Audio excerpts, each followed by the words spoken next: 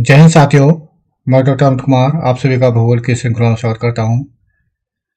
आज के इस वीडियो में लेकर आए हैं आपके लिए कक्षा 11 विषय भूगोल के तहत भारत भौतिक पर्यावरण नामक पुस्तक में से अध्याय दूसरा। अध्याय का नाम है संरचना तथा भूआकृति विज्ञान। इस अध्याय में हम जानेंगे संरचना जो कि भारत से संबंधित है और भूआकृति जो कि भारत से ही संबंधित है। इन दोनों की जानकारी इस अध्याय में प्राप्त करेंगे और आज की इस वीडियो में सिर्फ बात करेंगे हम संरचना के बारे में। तो आइए शुरुआत करते हैं आज के सेशन की। सबसे पहले नजर डाल लेते हैं संरचना के बारे में। जैसे कि आप सभी जानते हैं, वर्तमान अनुमान के अनुसार पृथ्वी की जो आयु है 46 करोड़ वर्ष है। इतने लंबे समय में अंतर्जात और बहिर्जात बलों के अनेक परिवर्तन हुए हैं। यानी जैसे कि आप जानते हैं, जो पृथ्वी का धरातलीय स्वरूप है उसमें दो तरह के बल कार्य करते हैं। एक तो अंतर्जात बल होता है और दूसरा बहिर्जात बल।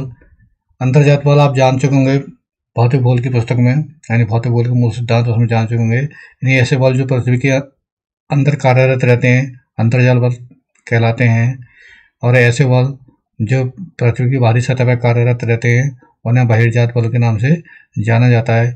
और लंबे समय से इन बलों की वजह से अनेक परिवर्तन हुए धरातल में। इन बलों की पृथ्वी की धरातलीय अधस्तलीय आकृतियों की रूपरेखा निर्धारण में एक महत्वपूर्ण भूमिका रही है। करोड़ों वर्ष पहले इंडियन प्लेट, यानी इसे भारतीय प्लेट के नाम से भी जाना जाता है, भूमध्य रेखा के दक्षिण में थी। जिसकी जो स्थिति थी इंडियन प्लेट की भूमध्य रेखा के दक्षिण में थी, और ऑस्ट्रेलिया जो प्लेट है वो भी इसी में जुड़ी हुई थी। यानी प्लेटों के बारे में आप भौतिक भूगोल के मूल सिद्धांत का जो अध्याय दूसरा है महासागरों और महाद्वीपों का विवरण, आप उसमें जान चुके हैं। यह आकार में काफी विशाल थी। जो भारतीय प्लेट थी वह आकार में काफी विशाल थी और ऑस्ट्रेलियन प्लेट इसी का हिस्सा थी। यानी दोनों प्लेटें आपस में जुड़ी हुई थी। करोड़ों वर्षों के दौरान यह प्लेट काफी हिस्सों में टूट गई। यानी दोनों प्लेटें हिस्सों में टूट गई और ऑस्ट्रेलियन प्लेट दक्षिण पूर्व तथा इंडियन प्लेट उत्तर की दिशा में खिसकने लगी। यानी इन दोनों की जो दिशा की गति है विभिन्न थी। यानी ऑस्ट्रेलियन प्लेट दक्षिण पूर्व की ओर खिसकने लगी और जो इंडियन यानी भारतीय प्लेट है वह उत्तर की ओर खिसकने लगी। इंडियन प्लेट का खिसकना अब भी जारी है। इसका भारतीय उपमहाद्वीप के भौतिक पर्यावरण पर महत्वपूर्ण प्रभाव पड़ता है। भूवैज्ञानिक संरचना व सेल समूह की भिन्नता के आधार पर भारत को 3 भूवैज्ञानिक खंडों में विभाजित किया जाता है, जो कि भौतिक लक्षणों पर आधारित हैं। जान लेते हैं वो कौन कौन से 3 भूवैज्ञानिक खंड हैं। यानी पहला इसमें भूवैज्ञानिक भूखंड संरचना के आधार पर प्रायद्वीपीय खंड, दूसरा है हिमालय और अन्य अतिरिक्त प्रायद्वीपीय पर्वतमालाएं, और तीसरा है सिंधु गंगा ब्रह्मपुत्र का मैदान। इस तस्वीर में दिख रहे हैं, नक्शे में दिख रहे हैं आप। जो इसका जो डार्क ब्राउन कलर है ये वाला, जो ये वाला, ये हिमालय और अन्य पर्वतीय पहाड़ियां हैं, और ये वाला सा पिंक कलर का ये वाला ये प्रायद्वीपीय खंड है, और ये व्हाइट कलर का पर्वतीय भाग के दक्षिण में ये सिंधु गंगा ब्रह्मपुत्र का मैदान है। आगे देख लेते हैं। प्रायद्वीपीय खंड की उत्तरी सीमा कटी फटी है। यानी जो प्रायद्वीपीय खंड है ये वाला, जो इसकी उत्तरी सीमा यहाँ ये आ रही है, ये कटी फटी है, जो कच्छ से आरंभ होकर, जिसकी आरंभ जो होगा कच्छ से होगा और अरावली पहाड़ियों के पश्चिम में गुजरती हुई दिल्ली तक जाती है, और फिर यमुना और गंगा नदी के समानांतर राजमहल की पहाड़ियों गंगा डेल्टा तक रहती है। इसके अतिरिक्त उत्तर पूर्व में कार्बी आंगलोंग और मेघालय का पठार तथा पश्चिम में राजस्थान भी इसी खंड के विस्तार हैं। पश्चिम बंगाल में मालदा भ्रंश उत्तर पूर्वी भाग में स्थित मेघालय व कार्बी आंगलोंग पठार को छोटा नागौर पठार से अलग करता है। राजस्थान में यह प्रायद्वीपीय खंड मरुस्थल व मरुस्थल सदृश आकृतियों से ढका हुआ है। यानी जो राजस्थान में प्रायद्वीपीय खंड है वो मुख्य रूप से मरुस्थल और मरुस्थल सदृश जो मरुस्थल जैसे दिखाई देने वाली आकृतियां हैं उनसे ढका हुआ है प्रायद्वीपीय खंड। प्रायद्वीपीय मुख्यतः प्राचीन व नाइस ग्रेनाइट से बना है, जिसकी चट्टानें नाइस और ग्रेनाइट है उनसे ये निर्मित है। इंडो ऑस्ट्रेलियन प्लेट का हिस्सा होने के कारण ऊर्ध्वाधर हलचलों व खंड भ्रंश से प्रभावित है। यानी प्रायद्वीपीय खंड जो है इनसे प्रभावित है। नर्मदा, ताप्ती और महानदी ये ऐसी नदियां हैं जो रिफ्ट घाटियां और सतपुड़ा पर्वत इसके उदाहरण हैं। ये नदियां हैं रिफ्ट घाटियां और सतपुड़ा ब्लॉक पर्वत के इसके उदाहरण हैं। प्रायद्वीप में मुख्यतः अवशिष्ट पहाड़ियां शामिल हैं। यानी प्रायद्वीप में जितनी पर्वत श्रृंखलाएं पाई जाती हैं वो सब अवशिष्ट यानी घिसी हुई पहाड़ियां हैं, जैसे कि अरावली, नल्लामाला, जवादी, बेलीकोंडा, पालकोंडा श्रेणी और महेंद्रगिरी पहाड़ियां, ये सभी जो हैं अवशिष्ट पहाड़ियों के उदाहरण हैं। यहाँ की नदी घाटियां उथली और उनकी प्रवणता कम होती है।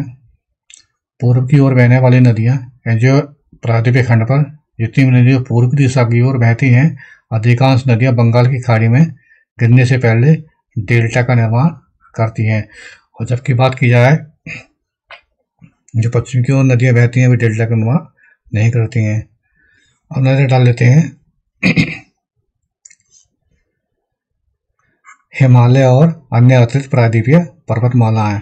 यानी अभी तक आप जान चुके थे प्रायद्वीपीय पठार के बारे में, जिसकी लोकेशन ये यहाँ से यहाँ तक थी ये वाली प्रायद्वीपीय पठार की।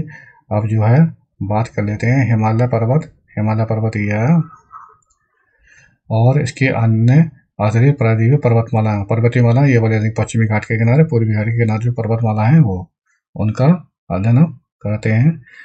कठोर एवं स्थिर प्रायद्वीपीय खंड के विपरीत हिमालय और अतिरिक्त प्रायद्वीपीय पर्वतमालाओं की भूवैज्ञानिक जो संरचना है वह तरुण है। तरुण मतलब नवीन, दुर्बल है और लचीली है हिमालय पर्वत की रचना। ये पर्वत वर्तमान समय में बहिर्जनिक और अंतर्जित बलों की अंतर्क्रियाओं से प्रभावित हैं। यानी इंडोजेनिक एंड एक्सोजेनिक जो फोर्सेज हैं उनसे ये प्रभावित हैं हिमालय पर्वत वर्तमान में भी। इसके परिणाम स्वरूप इनमें बलन, भ्रंश, छेद जिसे थ्रस्ट कहते हैं ये बनते हैं। इन दोनों बलों के फलस्वरूप इन पर्वतों की उत्पत्ति विवर्तनिक हलचलों से हुई है। तेज बहाव वाली नदियों से अपरदित ये पर्वत अभी भी युवावस्था में है और गार्ज,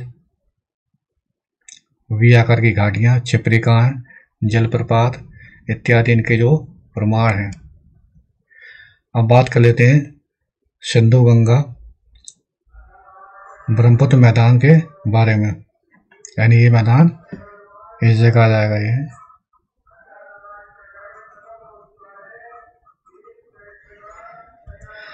भारत का तृतीय भूवैज्ञानिक खंड सिंधु गंगा और ब्रह्मपुत्र नदियों का मैदान है। यह मूलतः भू अभिनति गर्त है। भू अभिनति गर्त यानी गहरा भूभाग, जिसका निर्माण मुख्यतः हिमालय पर्वतमाला निर्माण प्रक्रिया के तीसरे चरण में लगभग 6.4 करोड़ वर्ष पहले हुआ था। यानी गर्त भू अभिनति का। तब से इसे हिमालय और प्रायद्वीप से निकलने वाली, यानी एक तो हिमालय पर्वत, दूसरा है प्रायद्वीप ये भाग खंड है, वहां से जो निकलने वाली नदियां हैं अपने साथ लाए हुए अवसादों से पाट रही हैं। कौन सी? इस वाली भू अभिनति को। इस मैदान में जलोढ़ की जो औसत गहराई है, जो जलोढ़ मैदान निर्मित हुआ है उसकी औसत गहराई 1000 से 2000 मीटर के लगभग पाई जाती है। निष्कर्ष रूप में ये कह सकते हैं कि भारत के विभिन्न क्षेत्र की भूवैज्ञानिक संरचना में महत्वपूर्ण अंतर दिखाई देता है, जैसे कि पर्वतीय भाग हो, चाहे प्रायद्वीपीय भूखंड हो या सिंधु गंगा का मैदान हो, इनमें काफी अंतर दिखाई देता है। इसके कारण दूसरे पक्षियों जैसे कि धरातल, जो भारत का धरातल पे है, भूआकृति, ये दो हैं, इन पर दूरगामी प्रभाव पड़ता है। भारतीय उपमहाद्वीप में भूवैज्ञानिक और भूआकृतिक प्रक्रियाओं का यहाँ की भूआकृति एवं उच्चावच पर महत्वपूर्ण प्रभाव पड़ता है। आज की वीडियो में बस इतना ही। Thanks for watching. यदि आपको वीडियो अच्छी लगी हो तो वीडियो लाइक करें। यदि आप चैनल पर नए हैं, चैनल को सब्सक्राइब करें और वीडियो को अधिक से अधिक शेयर करें। धन्यवाद।